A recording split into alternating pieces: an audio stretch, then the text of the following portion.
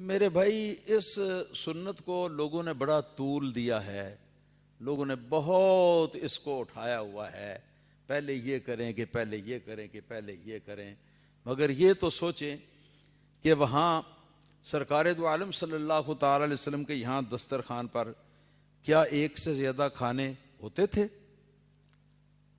وہاں تو حضرت ام المومنین عائشہ صدیقہ رضی اللہ تعالی عنہا فرماتی ہیں کہ ہمارے گھر میں ایک ایک مہینہ، کبھی دو دو مہینے تک چولہا ہی نہیں جلتا تھا۔ پھر شاگرد نے پوچھا کہ پھر کیسے گزارا ہوتا تھا؟ تو آپ نے فرمایا کہ ان ہوا الا الماء والتمر، کہ بس کھجور، مٹھی کھجور کی کھا لی اور اس کے اوپر پانی پی لیا، اور الحمدللہ سارا دن اسی میں گزار لیا۔ وہاں تو یہ حال تھا، آپ پوچھتے ہیں کہ کون سی ڈش پہلے اور کون سی ڈش بعد میں، وہاں اتنی ڈشیں ہوتی کہاں تھی؟ میں بڑا حیران ہوتا ہوں ایسے لوگوں سے جو پوچھتے ہیں پہلے میٹھا کھانا چاہیے یا پہلے نمکین کھانا چاہیے۔ اللہ تعالیٰ جو کچھ آپ کو دے، آپ بے شک اس کو کھائیں اور اللہ تعالیٰ کا شکر ادا کریں، اور دو تین کھانے یا زیادہ آپ کے پاس آئیں تو اس کملی والے آقا صلی اللہ تعالیٰ علیہ وآلہ وسلم کے فقر و فاقے کو بھی ذرا یاد کریں کہ ہمارے حضور جو ہے وہ کیسے گزارا کرتے تھے، اور ہم یہ کیا کر رہے ہیں۔ حضرت ابو ہریرہ رضی اللہ تعالیٰ عنہ کی حدیث ہے، میں درس حدیث میں بیان کر چکا ہوں اسی شمائل ترمذی شریف کے اندر، کہ حضرت ابو ہریرہ رضی اللہ تعالیٰ عنہ جو ہیں، ان کے سامنے ایک مرتبہ کھانا لایا گیا اور مرغ روسٹ تھا، مرغ بنا ہوا۔ تو اس کو دیکھ کر حضرت ابو ہریرہ رضی اللہ تعالیٰ عنہ اتنا روئے اتنا روئے اتنا روئے کہ آپ کی داڑھی مبارک جو ہے وہ آنسوں سے تر ہو گئی، اور بار بار پوچھتے رہے، کپڑے کا دامن بھی تر ہو گیا۔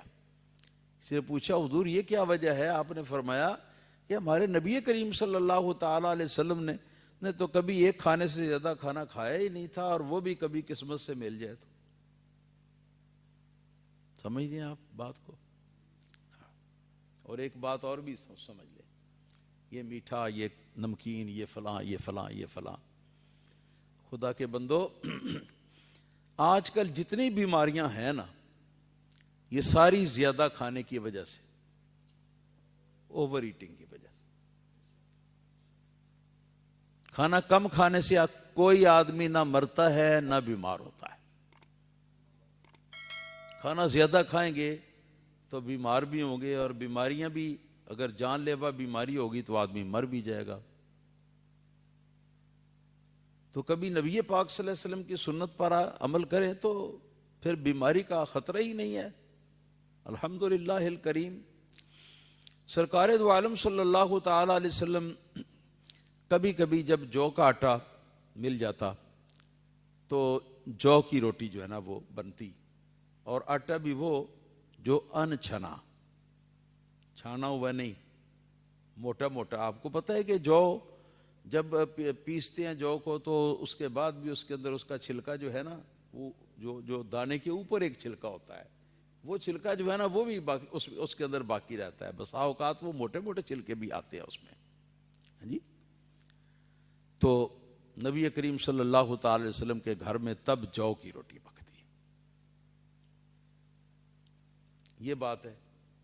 اور نبی پاک صلی اللہ تعالی علیہ وسلم ارشاد فرماتے ہیں کہ جس گھر کے اندر سرکہ ہو وہ گھر سالن سے خالی نہیں ہے، ہاں جی۔ اکثر دفعہ سرکار دو عالم صلی اللہ تعالی علیہ وآلہ وسلم آپ سرکے کے اندر ڈبو کر تو آپ کھا لیتے تھے، ہاں جی۔ اب وہاں میٹھا اور پھیکا اور کیا نام ہے نمکین، یہ کھانے کا سوال جب آتا ہے تو مجھے تو بڑی حیرانی ہوتی ہے، بڑی حیرانی ہوتی ہے۔ کہ گویا رسول اللہ صلی اللہ علیہ وسلم ہمیشہ ایک میٹھی ڈش کھاتے تھے، ایک نمکین ڈش کھاتے تھے، اس میں پھر اس کو پہلے کرتے تھے اس کو بعد کرتے تھے. ایسا تو کبھی نہیں ہوا. رسول اللہ صلی اللہ تعالی علیہ وسلم کی کبھی کبھی صحابہ کرام ہیں جی ان میں سے جو واقف حال ہوتے، سب تو واقف حال بھی نہ ہوتے، کوئی جو گھریلو حالات سے واقف ہوتے، تو کبھی کبھی ایسا ہوتا کہ کئی دن فاقے سے گزر گئے ہوتے، تو کوئی صحابی یا کوئی صحابیہ جو گھر میں جن کا آنا جانا ہے تو وہ حضور کے لیے کچھ بندوبست کر لیتے، کوئی ایک بکری کا، اور سرکار کو دعوت دیتے کہ حضور ہمارے گھر آپ تشریف لائیں، کھانا ہمارے گھر میں کھائیں. جس طالب علم کو آپ سمجھتے کہ زیادہ ضرورت ہے کھانے کی، اس کو بھی ساتھ لے جاتے، ایک مرتبہ کئی لوگوں کو ساتھ لے جاتے. پھر وہاں بیٹھ کر تو نبی کریم صلی اللہ تعالی علیہ وسلم اگر گوشت زیادہ گلا ہوا نہ ہوتا تو چھری سے کاٹ کے تو آپ سب کے آگے رکھتے.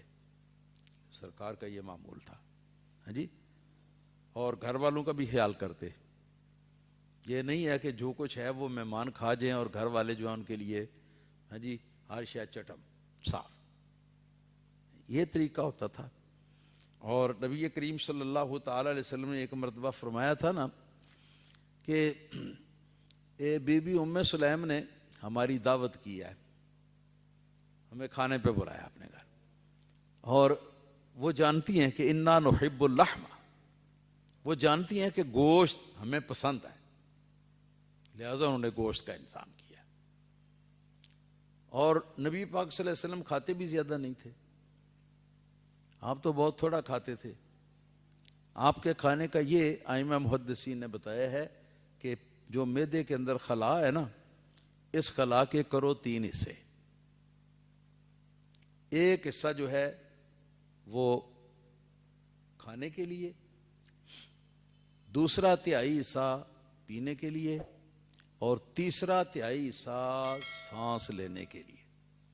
پتہ ہے معدہ اگر بھر جائے کھانے سے پینے سے تو سانس لینا دشوار ہو جاتا ہے، کیونکہ جب آکسیجن اندر کھینچتی ہے نا تو پھیپھڑے جو ہیں یہ پھول جاتے ہیں اور پھیل جاتے ہیں. ہاں جی. اور ان کا پھولنا پھیلنا جو ہے یہ زیادہ نیچے کی طرف ہوتا ہے، اور نیچے معدہ ہے. معدہ اگر فل بھرا ہوا ہو تو یہ پھیپھڑے جو ہے نا یہ اچھی طرح پھیل نہیں سکتے سانس لیتے وقت، اس لیے سانس صحیح طرح نہیں لیا جا سکتا.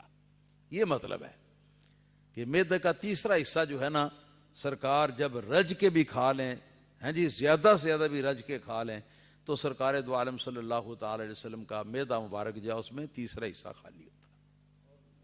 یہ ہوتا ہے جب آپ خوب زیادہ کھا لیں، اور جب اس سے کم کھائیں تو پھر اس کا تو کہنا ہی کیا ہے. تو ایسے بھی ہے کہ بعض اوقات کھجوریں بھی کامیاب ہو جاتی تھی، ایسا بھی ہوا ہے. تو پھر ایسا بھی ہوا ہے کہ 2 3 کھجوریں کھا لیتے صبح اور شام اور پانی. پھر ایسا بھی ہوا ہے بعض اوقات کہ 2 افراد ہیں کھانے والے، کھجور ایک ہے، تو اس کے 2 ٹکڑے فرمائے، ایک ٹکڑا خود کھایا، ایک ٹکڑا دوسرے ساتھی کو کھلا دیا، پانی پی لیا، اور الحمدللہ رب العالمین، یا اللہ پاک تیرا شکر ہے. آپ کا یہ طریقہ ہوا. آج کل لوگ پوچھتے ہیں کہ پہلے نمکین کھانا چاہیے یا پہلے میٹھا کھانا چاہیے. مجھے نہیں سمجھ میں آیا کہ پہلے نمکین کھانا چاہیے پہلا میٹھا کھانا چاہیے. جو کچھ اللہ تعالیٰ دے آپ کھائیں اپنی طبع کے مطابق، اور اللہ تعالیٰ کا بے شمار شکر ادا کریں، اور اپنے نبی کریم صلی اللہ علیہ وسلم کو بھی یاد کریں کہ کھانے جب زیادہ ہوں آپ کے پاس تو یہ نہ ہو کہ یہاں تک بھر جائے، یہ نہ ہو. اپنے نبی کریم صلی اللہ علیہ وسلم کی ہدایت کو بھی یاد رکھیں. تیسرا حصہ معدے کا جوف جو ہے اس کو سانس لینے کے لیے خالی رکھو. ایک حصے میں پانی ایک حصے میں روٹی یا جو بھی کھانا ہے. اس طرح بھی ہوتا تھا. نبی پاک صلی اللہ علیہ وسلم نے ساری زندگی گیہوں کی روٹی نہیں کھائی, کبھی نہیں کھائی, کہیں نہیں آیا کہ آپ نے گیہوں کی روٹی بھی کھائی ہو. حالانکہ اگر نبی پاک صلی اللہ علیہ وسلم خواہش کا اظہار فرماتے تو وہ صحابہ کرام جو سرکار کے حکم پر جان دینے کے لیے تیار ہو جاتے تھے, تو یہ ان کے لیے لانا کہیں سے یہ کیا کوئی مشکل معاملہ تھا؟ خود حجاز مقدس کی سرزمین جو ہے وہ ایسی ہے کہ مدینہ منورہ سے دور جا کے جہاں فدق تھا, باغ فدق, یہودی رہتے تھے, وہاں پر خوب گندم ہوتی تھی. تو گندم سرکار نے نہیں کھائی, سرکار نے جو ہی کھایا.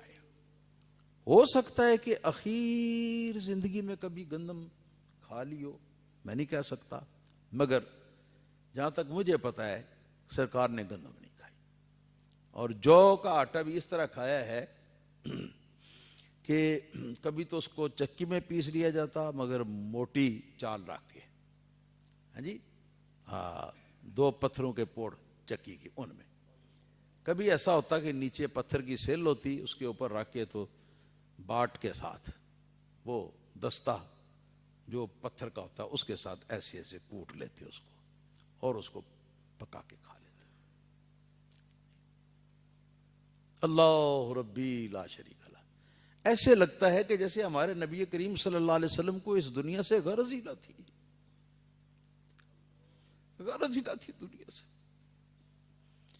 کتنی آپ کی نظر میں دنیا ہیچ تھی, کھانے پینے کی فراوانی, کھانے پینے کی چیزوں کی اخیر دور میں مدینہ منورہ کے اندر ہو گئی تھی, ہاں جی, لیکن سرکار نے تو پھر بھی اپنا حال وہی رکھا ہے, ویسے ہی حال خلفائے راشدین نے رکھا ہے, اپنا حال. تب جا کے اسلام کو پوری دنیا کے اندر